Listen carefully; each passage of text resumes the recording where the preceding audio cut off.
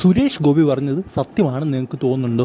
So എന്തായാലും എന്താണ് കാര്യമെന്ന് നോക്കാം. സോ അതിലേക്ക് പോകുന്നതിന് മുമ്പ് നിങ്ങൾ എമ്പുരാൻ തിയേറ്ററിൽ പോയി കണ്ടവരാണെങ്കിൽ തീർച്ചയായും ലൈക്ക് ചെയ്തിട്ട് കാണാൻ ശ്രമിക്കുക. 200 ലൈക്കിൻ്റെ ടാർഗറ്റ് എന്ന് പറയുന്നത്. സോ എല്ലാവരും ആ ഒരു ടാർഗറ്റിലേക്ക് എത്തിക്കാൻ ശ്രമിക്കുക. നിങ്ങൾക്ക് എല്ലാവർക്കും അറിയാവുന്നൊരു കാര്യമാണ്, BJP കണക്ട് ചെയ്തുകൊണ്ട് എന്താ പറയുക, എമ്പുരാൻ ഇഷ്യൂ ഇങ്ങനെ പോയിക്കൊണ്ടിരിക്കുകയാണ്. നിങ്ങളെല്ലാം കണ്ട കാര്യമാണ്. BJP നേതാക്കൾ, അത് കേരളത്തിലുള്ള BJP നേതാക്കൾ ഇതിനെതിരെ പ്രതിഷേധിക്കുന്നത്. ബട്ട് എനിക്ക് തോന്നുന്നു കേന്ദ്രത്തിലുള്ള നേതാക്കളൊക്കെ ഇതിനെതിരായിട്ടാണ് എനിക്ക് തോന്നുന്നത്.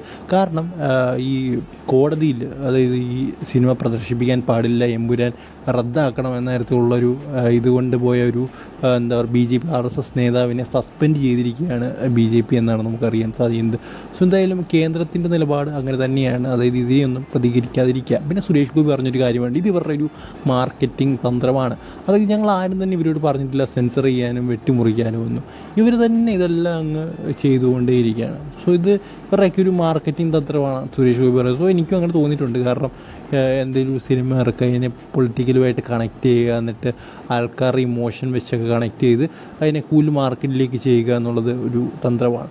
സോ എന്തായാലും ഇതിനെക്കുറിച്ചുള്ള നിങ്ങളുടെ അഭിപ്രായം എന്താണെന്ന് കമൻറ്റ് ബോക്സിൽ പറയുക. ഇതൊരു മാർക്കറ്റിംഗ് തന്ത്രമാണോ, ശരിക്കും ഇത് എന്താ പറയുക, നമ്മുടെ സമൂഹത്തെ കണക്ട് ചെയ്തുകൊണ്ട് ഇത് പേടിച്ച് മോഹൻലാലും അതുപോലെ തന്നെ ഇതിൻ്റെ പ്രൊഡ്യൂസേഴ്സും ചെയ്തൊരു കാര്യമാണോ എന്ന് നിങ്ങൾ പറയുക. സോ അടുത്ത വീട്ടിൽ കാണുന്നവരെ